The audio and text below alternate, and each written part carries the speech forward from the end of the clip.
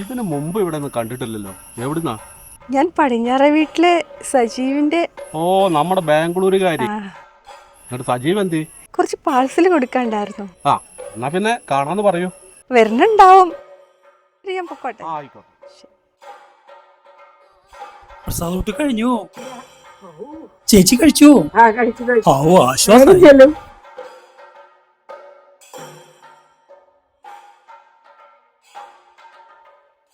കുട്ടി പതുക്കെ.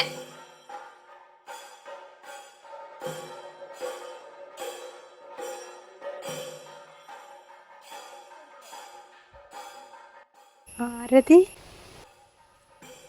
ആരാ? മനസ്സിലായില്ല. ഞാൻ ശ്രേയ.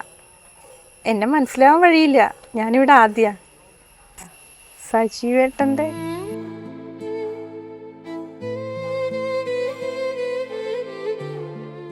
ഇല്ല, വന്നിട്ടില്ല. സജീവേട്ടൻ ആരതിയെ പറ്റി പറയാത്ത ഒരു ദിവസം ഇല്ല. എന്നെങ്ങനെ മനസ്സിലായി? നിങ്ങളുടെ നാടകത്തിന്റെ ഫോട്ടോ ഇപ്പോഴും സജീവേട്ടൻ സൂക്ഷിച്ചു വെച്ചിട്ടുണ്ട്. ആരതിയുടെ അച്ഛന് ഗുരുദക്ഷിണ നൽകി നാടകം പരിശീലിച്ചതും ഒക്കെ എന്നോട് പറഞ്ഞിട്ടുണ്ട്. എന്നെ കുറിച്ച് എന്തെങ്കിലും നേരിട്ട് കാണുമ്പോൾ ചോദിക്കണമെന്നുണ്ടായിരുന്നു. ആരതിക്ക് അന്ന് സജീവേട്ടന്റെ കൂടെ പോവായിരുന്നില്ലേ? ഞാൻ പോവാൻ തയ്യാറായിരുന്നു. പക്ഷേ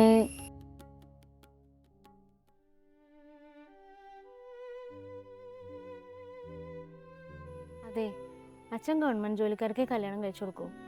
അച്ഛൻ്റെ സമ്മതത്തോടെ നമുക്ക് വിവാഹം കഴിക്കാൻ സാധിക്കില്ല. നമുക്ക് ഇങ്ങോട്ട് ഒരു ഒളിച്ചോടാം. ആരോരുമില്ലാത്ത എനിക്ക് നിന്റെ അച്ഛനും അമ്മയും ഒരുപാട് ചോറ് തന്നതാ.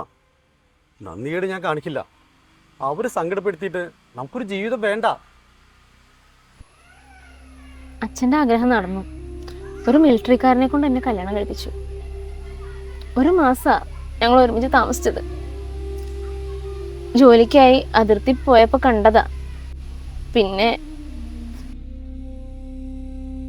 എന്താ അമ്മേ? ഇതാരാ?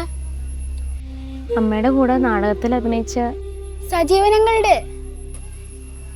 ആ അതെ, ഞാൻ ആരതിയെ.